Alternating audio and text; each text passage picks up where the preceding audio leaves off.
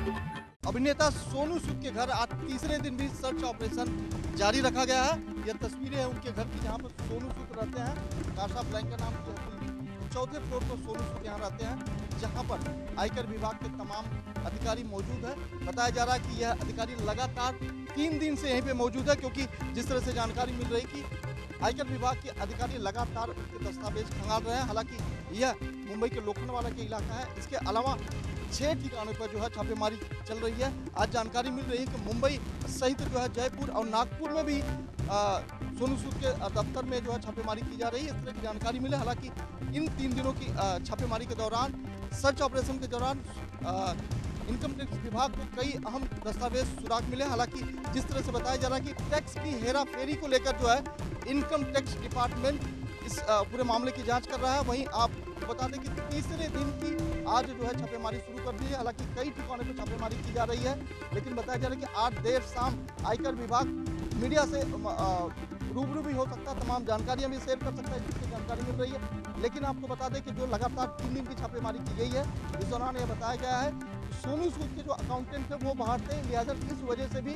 जो है लगातार इतने दिन की देरी कही गई है। लेकिन अब तक जो है मुंबई महाराष्ट्र की तरफ से किसी नेता ने इस पर कोई बात नहीं कही है। लेकिन मुखपत्र के जरिए आज कहा गया है कि केंद्र सरकार द्वारा लगातार सोनू सूद के ऊपर खुन्नस निकाली जा रही है, लिहाजा उसकी आड़ में महाराष्ट्र के कई मंत्रियों को भी जांच के घेरे में रखा गया है। तो तमाम चीजें जो अब खुल के सामने आ रहे हैं। फिलहाल ये बता दें कि लगातार आज तीसरे दिन की जो छापेमारी सर्च ऑपरेशन यहाँ इनकम टैक्स विभाग द्वारा किया जा रहा है। लेकिन बताया जा रहा है कि अब तक जो पुख्ता सबूत की बात है वो कुछ नहीं मिला है। लेकिन बताया जा रहा है कि इनकम टैक्स विभाग द्वारा आज देर शाम तक जो है मीडिया से मुकाबले होकर कुछ जानकारियां जरूर शेयर की जा सकती है।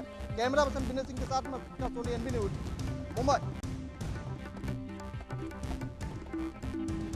देश आज़ादी की 75वीं वर्षगांठ मना रहा है और ऐसे में देश में अमृत महोत्सव के रूप में मनाया जा रहा है।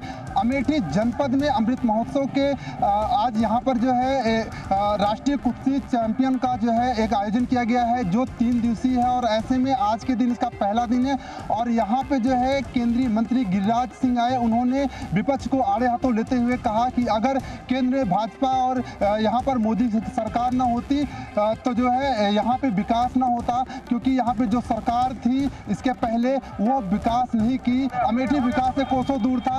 वहीं पर यहाँ पे अतिथि के रूप में आई बबीता फोगाट ने कहा कि बच्चियां छुई मुई ना होकर वह जो है सीरियल ना देखें, बल्कि जो है दंगल की तरह जो है अपने आप को तैयार करें। सभी बच्चियां जो है गीता फोगाट, बबीता फोगाट और कल्पना चावला बन सकती हैं। उनमें आत्मशक्ति को जगाना होगा। एक परिवार ने अमेठी का शोषण किया, अमेठी की जनता के दुख दर्दों को मिटाने में विफल रहे। मैंने तो यही देखा, जहां कलेक्टर का ऑफिस, जहां मेडिकल सुपरिटेंडेंट का ऑफिस अस्पताल डिस्ट्रिक्ट लेवल का नहीं, वो विकास किस काम का, विकास के लिए जूझना पड़ता है। आज स्मृति ईरानी ने सैनिक स्कूल भी खोली और आज अंतर्राष्ट्रीय स्तर का एक कुश्ती प्रतियोगिता। कैमरामैन संजय यादव के साथ राजकुमार जायसवाल, एनबी न्यूज, अमेठी। यहाँ बेरोजगारी दिवस के रूप में बनाया गया प्रधानमंत्री मोदी का जन्म उत्सव। आपको बता दें भारतीय जनता पार्टी के खुशी की लहर देखने को मिल रही है एक तरफ हरिद्वार रोड स्थित कांग्रेस कार्यकर्ताओं ने प्रदर्शन करते हुए सरकार पर गंभीर आरोप लगाए हैं। कांग्रेस कार्यकर्ताओं का कहना है कि जब से सत्ता में मोदी सरकार आई है तब से लेकर अब तक बेरोजगारी व महंगाई बढ़ती चली जा रही है। अब देखने वाली बात यह होगी मोदी सरकार पर कांग्रेस के इस प्रदर्शन का क्या असर पड़ता है। जी हाँ, मैं ऋषिकेश से एनबी न्यूज के लिए सागर रस्तोगी। वायरल फीवर और डेंगू के मरीजों की देखभाल के लिए जिला प्रशासन ने पूरी तैयारी कर ली है। आपको बता दें स्वास्थ्य विभाग द्वारा हॉस्पिटल में जो डेंगू के मरीजों के लिए वार्ड बनाया गया है उस पर मच्छरदानी लगाई गई है। उसी के साथ ही साथ स्वास्थ्य विभाग की टीमें उनका पूरा ध्यान रख रही है। इसी के साथ हमारे साथ जिला अस्पताल के सीएमएस डॉक्टर एसएसपी सिंधु हमारे साथ हैं। इनसे बात करेंगे किस तरह से ये डेंगू के मरीजों की देखभाल कर रहे हैं और क्या उपाय है डेंगू से बचने के लिए। जी सर। हाँ, धन्यवाद भाई। डेंगू मरीजों के लिए हमने जो है सारे इंतजाम कर लिए हैं। जैसे हमने मच्छरदानी सारे बेडों पे हमारे पहले जो है अब 40 बेड हमारे मच्छरदानी युक्त कंप्लीट हैं और दवाइयाँ भी हैं, ऑल आउट भी लगी हुई है और सारी दवाइयाँ फ्लूड वगैरह जो डिहाइड्रेशन हो जाता है डेंगू मरीजों का उसके लिए फ्लूड वगैरह की जो है वो बोतल वगैरह चल रही है देखिएगा हमारे मरीजों की। और सब जो है और उनको बता दिया गया है कि मच्छरदानी से बाहर नहीं आना है, मच्छरदानी को दबा के रखना है, ऑल आउट हमेशा चलती रहनी है, पानी की कमी नहीं रहनी चाहिए, पानी भी पीते रहे और हम फ्लूड भी लगा रहे हैं और सारी दवाइयाँ हम दे रहे हैं। बात की जाए किस तरह से बचाव कर सकते हैं लोग? बचाव करने का सबसे बढ़िया तरीका यही है कि पूरे बाजू के कपड़े पहने और जो है मच्छरदानी में रहें और अपने आसपास साफ पानी ना भरने दें। जब क्योंकि दिन में ये डेंगू वाला जो मच्छर है आपका दिन में जो है 5-6 फीट तक जाता है और उसको जो एडीज मस्किटो होता है उसे काटने से होता है। और दिन के समय जो जितने भी है आपके गमले में है या कूलर है जो साफ पानी भरा हुआ है उसको बदलें और नाली में जो साफ पानी भरा हुआ है उस पर जो है मिट्टी का तेल है या डीजल है या एंटी लार्वा स्प्रे कराएं। और नगर निगम और नगर पालिका और डिस्ट्रिक्ट मलेरिया ऑफिसर से भी मेरी रिक्वेस्ट है कि डेली की डेली फॉगिंग कराते रहें और एंटी लार्वा स्प्रे करें और लोगों को जागरूक करें सफाई के लिए। सर अगर बात की जाए जिला अस्पताल की तो कितने मरीज अब तक यहाँ पे भर्ती हुए? हमारे यहाँ मरीज अब जो है 17 मरीज भर्ती हो चुके हैं और हमने 40 बेड की तैयारी कर ली। ये थे हमारे साथ डॉक्टर एसएसपी सिंह जो जिनका कहना है कि जो ये मलेरिया और टाइफाइड डेंगू चल रहा है उसके लिए केवल उपाय ये है कि पूरे बदन को ढकने वाले कपड़े पहने, वहीं पर साफ शुद्ध पानी का इस्तेमाल करें और अपने पास गंदगी ना होने दें। इसी के साथ एएनबी न्यूज भी आपसे अपील करता है कि आप ये घातक जो बीमारी है इससे बचें और अपने आप को स्वस्थ रखें। एएनबी न्यूज के लिए कासगंज से मैं अतुल यादव। प्रदेश के मुख्यमंत्री योगी आदित्यनाथ के निर्देशन में आज टीकाकरण हो रहा है पूरे उत्तर प्रदेश में। उसको लेकर हमारे साथ बात करने के लिए मुख्य चिकित्सा अधिकारी डॉक्टर भवतोष शंकरधार जी है। इनसे बात करेंगे कोरोना के बाद अब डेंगू का कहर बढ़ रहा है, उनकी क्या तैयारी है। डॉक्टर साहब आपका एएनपी स्वागत है जी। धन्यवाद सर। सर आज जैसे कि मुख्यमंत्री का निर्देश दिए है कि पूरे उत्तर प्रदेश में टीकाकरण का वैक्सीन का टारगेट दिया है सर, तो आपका क्या सर क्या टारगेट? सर हम यहाँ 85,000 के लगभग टीकाकरण करेंगे सर। जैसे कि कोरोना के बाद अब डेंगू का कहर बढ़ रहा है, तो क्या तैयारी है सर आपकी? डेंगू के लिए हमने सभी जगह जांच की व्यवस्था करा दी है। जो लैब है उसमें 24 घंटे सैंपल लिए जाते हैं और जांच प्रतिदिन की जाती है। तथा हमारा जो अस्पताल संजय नगर है इसमें 20 बेड का एक वार्ड आरक्षित है, एमएमजी में 10 बेड का वार्ड आरक्षित है।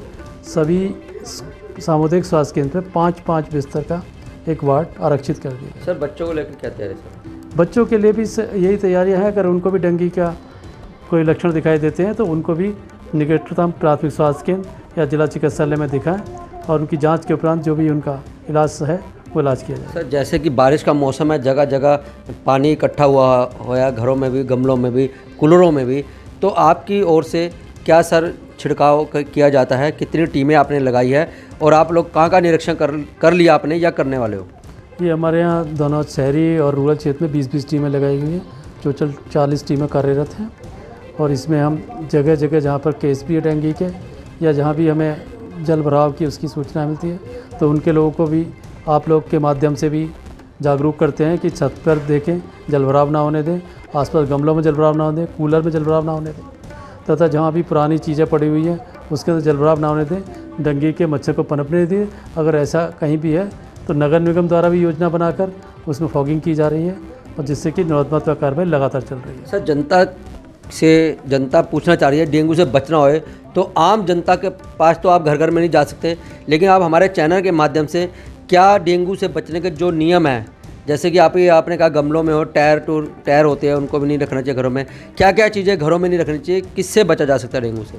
जैसे आपने बहुत अच्छा सवाल पूछा है, मैं आपके माध्यम से सभी से निवेदन करना चाहूँगा कि अपने घरों की छत की सफाई करें, बिल्कुल सूखा बनाए रखें, पानी का भराव नहीं इकट्ठा नहीं होने दें। गमलों के अंदर अगर पानी भर जाता है उसको साफ़ रखें। चिड़िया वगैरह पक्षियों के लिए पानी रख देते हैं, उन बर्तनों को खाली करते रहें और उसको सूखा बनाए रखें। तथा आपके यहाँ टायर है जैसे आपने बताया उसमें पानी भर जाता है पुराने, उसको साफ़ रखें। नारियल में जो पानी भर जाता है। लगातार हो रही बारिश के बीच गोरखपुर महानगर के कई वार्ड पूरी तरीके से जलमग्न हो गए। महानगर की बात करें तो महानगर का नरसिंहपुर वार्ड नंबर 26 घुटनों तक पानी से भर चुका था। 2 दिन से लोग अपने घरों में कैद थे। हालांकि जिला प्रशासन को जब इस बात का पता चला तो उसने एनडीआरएफ की टीम के साथ वहां मौके पर पहुंचे और लगभग 50 से अधिक लोगों का वहां रेस्क्यू किया गया। बताते चले एनडीआरएफ टीम में 30 सदस्यीय टीम शामिल थी, जिन्होंने आज 50 लोगों का रेस्क्यू किया और उन्हें सुरक्षित स्थानों पर पहुंचाया। इस मौके पर स्थानीय विधायक मौजूद रहे और पूरे रेस्क्यू के दौरान वो दिशा निर्देश देते रहे। इस समय महानगर में बारिश से जल भराव की स्थिति पूरे महानगर में जगह जगह हो चुकी है। लोग घरों में कैद हो चुके हैं। अभी मौसम का अनुमान लगाया जा रहा है कि 2 दिन और बारिश हो सकती है। ऐसे में नगर निगम तो गोरखपुर का नगर निगम पूरी तरीके से फेल साबित नजर आ रहा है, क्योंकि महानगर में जो जलभराव की स्थिति है वो जस की तस बनी हुई है। एनडीआरएफ की टीमों को लगाना पड़ता है, तब जाके लोगों का रेस्क्यू होता है और वो घरों से सुरक्षित स्थानों पर पहुंच सकते हैं। जब शहर की बात यह है तो ग्रामीण क्षेत्रों में जलभराव से लोग कितने परेशान हो गए इसका सहज अंदाजा लगाया जा सकता है।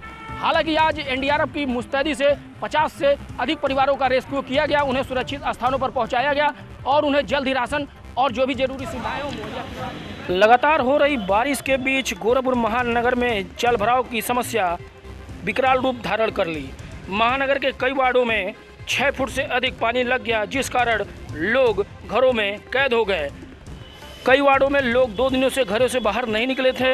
ऐसे में वार्ड नंबर 26 नरसिंहपुर के लोगों ने जिला प्रशासन को सूचना दी, जिस पर जिला प्रशासन के निर्देश पर एनडीआरएफ की टीम नरसिंहपुर वार्ड में रेस्क्यू करने पहुंची और वहां लगभग 50 से अधिक लोगों का रेस्क्यू कर उन्हें सुरक्षित स्थानों पर पहुंचाया गया।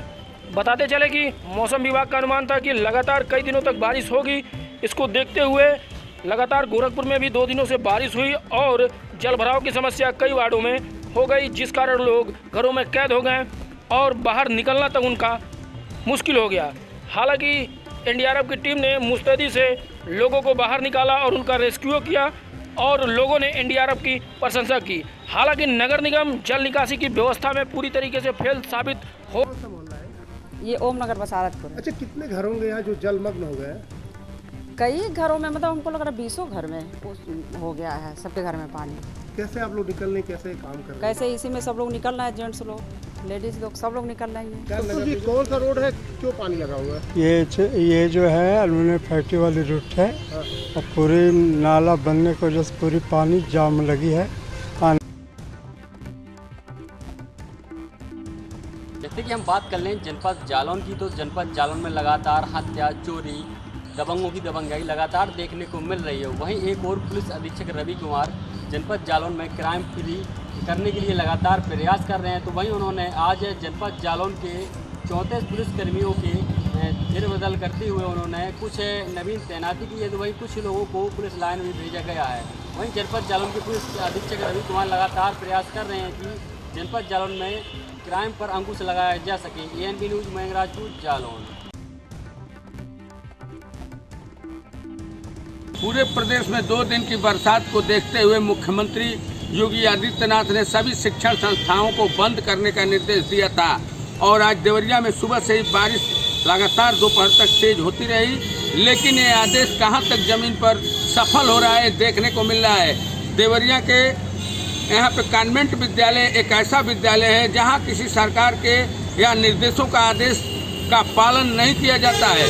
यहाँ आज भी विद्यालयों को खोला गया था, सभी शिक्षकों को बुला करके पढ़ाई कराई गई, ऑनलाइन पढ़ाई कराई जा रही थी, जबकि सीधा कहा गया है कि विद्यालय बंद रखे जाएंगे, ऑनलाइन भी पढ़ाई नहीं होगी, क्योंकि जो शिक्षक कर्मचारी आएंगे उनके लिए भी दिक्कत होगी बरसात के जल जमाव में, ओलावृष्टि में। लेकिन देवरिया का ये जो कॉन्वेंट विद्यालय SCC रोड पर, यहाँ के लिए नियम कानून हमेशा अलग अपना बना रहता है और किसी अधिकारी की एक नहीं सुनने की वहाँ की विद्यालय व्यवस्था की यह आदत बन चुकी है। इसकी लोगों में चर्चा है और लोग खुद नहीं समझ पाते हैं इस पहेली को कि जिला का ही विद्यालय है और कॉन्वेंट विद्यालय है, तो इसमें आखिर सरकार के आदेशों के पालन क्यों नहीं होते हैं और विद्यालयों को बंद करने के नाम पर इसे क्यों अपनी मनमानी तौर पर चलाया जाता है और जवाब मांगने पर कुछ भी बोलने से कोई कर्मचारी सीधा इनकार करता है और दरवाजे को बंद तक कर दिया जाता है कि कोई पहुंच न सके। देवरिया से NB न्यूज विशाल मिश्रा।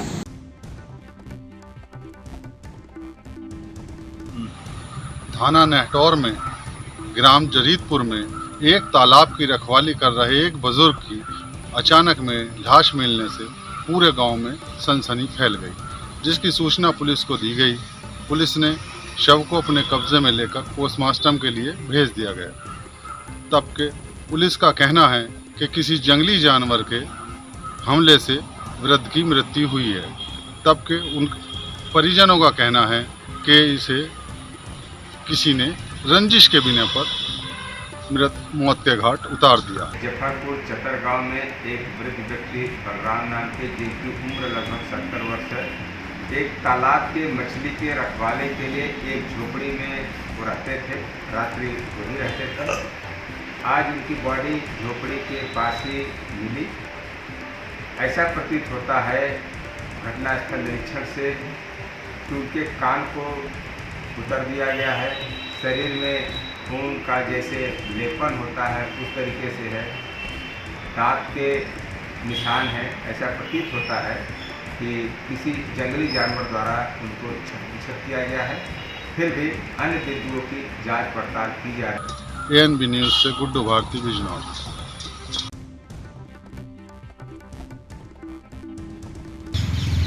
मथुरा जनपद में डेंगू बुखार का कहर देखने को मिल रहा है। उसको लेकर मथुरा के जिलाधिकारी नवदीप चहल के द्वारा सभी स्वास्थ्य विभाग सहित सभी अधिकारियों को सफाई अभियान चलाने के लिए निर्देश दिए गए थे। वहीं आज मथुरा की CMO रचना गुप्ता के द्वारा आज ग्रामीण क्षेत्रों का दौरा किया गया। वहीं उन्होंने व्यवस्था देखी, साफ सफाई की व्यवस्था का जायजा लिया। वहीं जिस तरह स्वास्थ्य विभाग की जो टीमें लगी हुई हैं सबका उन्होंने गांव-गांव जाकर लोगों को जागरूक किया कि अपने आसपास गंदगी न फैलाएं, जिससे ये जो बीमारी है, जो कोरोना का जो डेंगू जो फैल रहा है, उसकी रोकथाम की जाए। और उसकी सभी अधिकारियों के द्वारा निर्देश भी दिए जा चुके हैं। वहीं मथुरा के जिला अधिकारी के द्वारा जो उत्तर प्रदेश के मुख्यमंत्री योगी आदित्यनाथ ने जो आदेश किया है उसका सभी मथुरा जनपद में पालन किया जा रहा है और स्वास्थ्य विभाग पूरी तरह हरकत में आ गया है और सभी लोगों की जाँच कराया जा रहा है। और जो डेंगू से जो लक्षण मिल रहे हैं उन्हें अलग अलग हॉस्पिटलों में भी शिफ्ट किया जा रहा है। मथुरा से टिंकू शर्मा, ANB न्यूज। शिवचरण साहू हिंदू मुस्लिम एकता कल्याण समिति द्वारा आयोजित प्रधानमंत्री के 71वें जन्मदिवस के अवसर पर आज रायबरेली के महाराजगंज ब्लॉक सभागार पहुंचे केंद्रीय राज्य मंत्री कौशल किशोर ने यहां प्रधानमंत्री के जन्मदिन के अवसर पर यहां केक काटा और यहां पर महिलाओं को अंगवस्त्र वितरित किए। तो वहीं उत्तर प्रदेश में कब्रिस्तान और शमशान की राजनीति को एक बार फिर जन्म दे दिया है। उन्होंने कहा कि पूर्व की सपा सरकार केवल कब्रिस्तानों की बाउंड्री बनवाती थी, वर्तमान की भाजपा सरकार लगातार गरीबों को का हक दे रही है। भाजपा सरकार में गरीबों को प्रधानमंत्री आवास मिल रहा है, मुख्यमंत्री आवास मिल रहा है और गरीबों के लिए तरह तरह की कल्याणकारी योजनाएं चला करके उनको फायदा पहुंचाया जा रहा है। सर पर मैं ये कहना चाहता हूँ आपके महाराजगंज में उनके वजन के बराबर प्रधानमंत्री जी के 75 किलो का लड्डू बना करके उनका जन्मदिवस मनाने का काम, महिलाओं को साड़ियाँ बांटने का काम यहाँ के आयोजनकर्ताओं ने करने का काम किया है। मैं उनका आभार व्यक्त करता हूँ, स्वागत करता हूँ। माननीय प्रधानमंत्री जी का लक्ष्य है कि हमारे देश के अंदर कोई भी व्यक्ति, कमज़ोर से कमज़ोर आदमी भी ऐसा ना रहे जिसके पास आवास ना हो, यानी सबके पास आवास हो, उसमें चूल्हा हो, यानी रोज़गार हो, जो सुबह शाम चूल्हा जलता हो, रोज़गार भी हो, मुफ्त में उनको इलाज मिले और उनको राशन। कैमरा पर्सन अनिल के साथ अमर प्रताप सिंह, ANB न्यूज रायबरेली।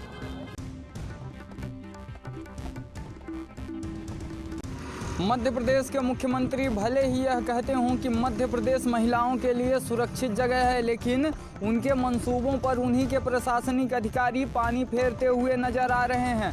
दरअसल पूरा मामला मध्य प्रदेश के रीवा का है, जहां पर एक महिला दर दर की ठोकर खाते हुए नजर आ रही है। महिला के लिए ऐसा लगता है कि अब न्याय मर चुका है। महिला कभी इस अधिकारी के पास जाएगी तो कभी उस अधिकारी के पास जाएगी। यहाँ तक कि अधिकारियों के द्वारा आदेश भी दे दिया गया, लेकिन आज तक वह आदेश महिला के किसी काम नहीं आया।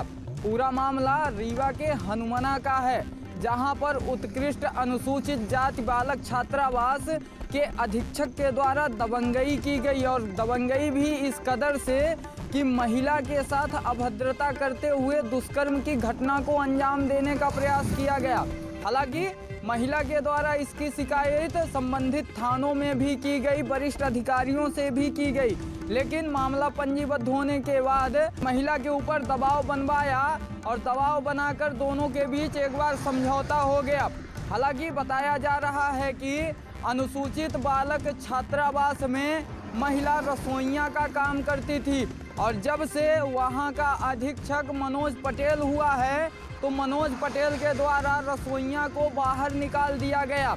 यहाँ तक कि महिला के द्वारा बताया गया कि वह रोज आती थी खाना बनाने के लिए, लेकिन अधीक्षक के द्वारा अटेंडेंस नहीं लगाया जाता था। हालांकि महिला को जैसे ही अधीक्षक ने निकाला तो महिला जगह जगह पे आवेदन दी और न्याय की गुहार लगाने लगी। वहीं कलेक्ट्रेट कार्यालय से महिला को रखने के लिए आदेश भी आ गया, लेकिन अधीक्षक की दबंगई इस कदर से हावी है कि अधीक्षक के द्वारा महिला को नहीं रखा गया और बाहर कर दिया गया। अधीक्षक के द्वारा साफ तौर पर यह बोला जाता है कि ऐसे ना जाने कितने कलेक्टरों के आदेश आ चुके हैं, यह आदेश कोई लागू नहीं होता हमारे ऊपर। यह कहना चाहिए कि अधीक्षक कानून और संविधान से बड़ा हो चुका है। अधीक्षक को किसी भी तरह से ना तो सरकार का डर है और ना प्रशासन ही दर दर की ठोकर खाने को मजबूर होती रहेगी। हालांकि देखना यह दिलचस्प होगा, क्या खबर देखने के बाद मध्य प्रदेश शासन के अधिकारी और कर्मचारी जागते हैं या फिर अधीक्षक की दबंगई यूं ही बरकरार रहेगी और महिला दर दर की ठोकर खाने को मजबूर रहेगी। एएनबी न्यूज के साथ संवाददाता विजय त्रिपाठी, रीवा। जहां आज पूरा देश प्रधानमंत्री नरेंद्र मोदी जी का जन्मदिन बड़े ही धूमधाम से मना रहा है, तो वही ललितपुर जनपद में कांग्रेस पार्टी के कार्यकर्ताओं द्वारा प्रधानमंत्री नरेंद्र मोदी जी का जो जन्मदिन है एक अनूठे ढंग से मनाया। आपको बता दें कि ललितपुर जनपद में जो कांग्रेस पार्टी के कार्यकर्ता है, इन्होंने नरेंद्र मोदी जी के जन्मदिन पर कद्दू काटा और सभी ने आपस में कद्दू खाया। इस दौरान कांग्रेस पार्टी के कार्यकर्ताओं ने बेरोजगार दिवस के रूप में यह दिन मनाया और कहा है कि हम लोग प्रधानमंत्री नरेंद्र मोदी जी का जन्मदिन बेरोजगार दिवस के रूप में मना रहे हैं, क्योंकि जब से प्रधानमंत्री नरेंद्र मोदी बने हैं तब से लेकर अब तक देश में बेरोजगारी बढ़ती ही जा रही है। साथ ही कहा है कि जो प्रधानमंत्री है इन्होंने लगातार जो महंगाई है लगातार बढ़ा रहे हैं और आज जो नौजवान है आज बेरोजगार हो गया है। साथ ही उन्होंने कहा है कि जब तक देश में बेरोजगारी रहेगी जब तक नौजवान जो है परेशान होता रहेगा। साथ ही कांग्रेस पार्टी के कार्यकर्ताओं ने कहा है कि जब तक देश में खुशहाली नहीं होगी तब तक हम लोग यूं ही ऐसा ही जो जन्मदिन है मनाते रहेंगे। ललितपुर से कैमरा पर्सन के साथ नीतीश कुमार, एएनबी न्यूज।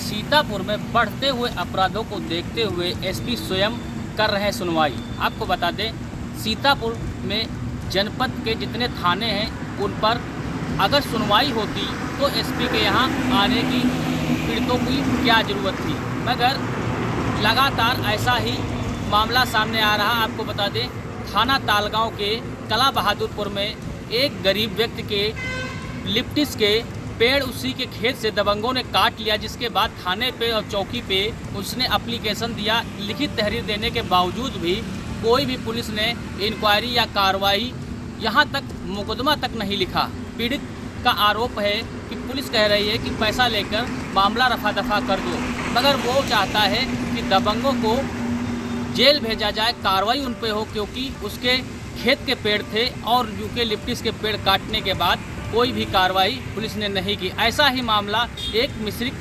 कोतवाली क्षेत्र का कस्बे में दबंगों ने पीड़ित महिला, विकलांग महिला को जमकर भद्दी भद्दी गालियां दी व भगा दिया, मारने तक उतारू हो गए। जिसके बाद पीड़ित महिला ने थाने पे जाकर लिखित तहरीर दी, मगर कोतवाल साहब मौके पर तक जायजा लेने तक नहीं पहुँचे।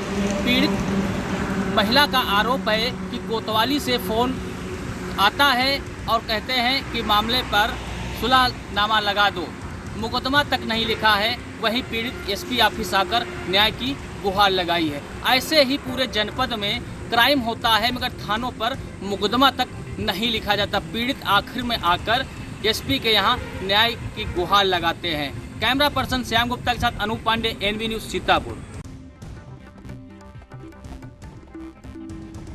जनपद के अरोरा थाना क्षेत्र के वाराणसी शक्तिनगर मार्ग पर अरोरा ओवरब्रिज के पास अनियंत्रित स्कॉर्पियो सामने आ रही बस में जा टकराई। वही दर्दनाक स्कॉर्पियो सवार 2 लोगों की घटनास्थल पर ही मौत हो गई। जैसे ही घटना की जानकारी पुलिस को हुई, पुलिस आना फाना पर मौके पर पहुंचकर गैस कटर से कटवा कर दोनों शवों को बाहर निकाला। वही आपको बताते कि दोनों मृतक सफाई कर्मी बताए जा रहे हैं। सोनभद्र की तरफ से स्कॉर्पियो सवार जो है आ रहे थे, उधर से पिकनिक मनाकर नशे की हालत में थे, और इधर वाराणसी की तरफ से जा रहे थे सोनभद्रा की प्राइवेट बस। वो डिवाइडर क्रॉस कर आकर उसमें बस में टक्कर मार दिए, जिसमें दोनों ड्राइवर और जो बगल में बैठे थे दोनों की मौत हो गई। बहुत सूचना पाकर पहुंची पुलिस ने कटर, गैस कटर व अन्य व्यवस्था जेसीबी से बहुत प्रयास के बाद, अथक प्रयास के बाद बॉडी को बाहर निकाल पाए।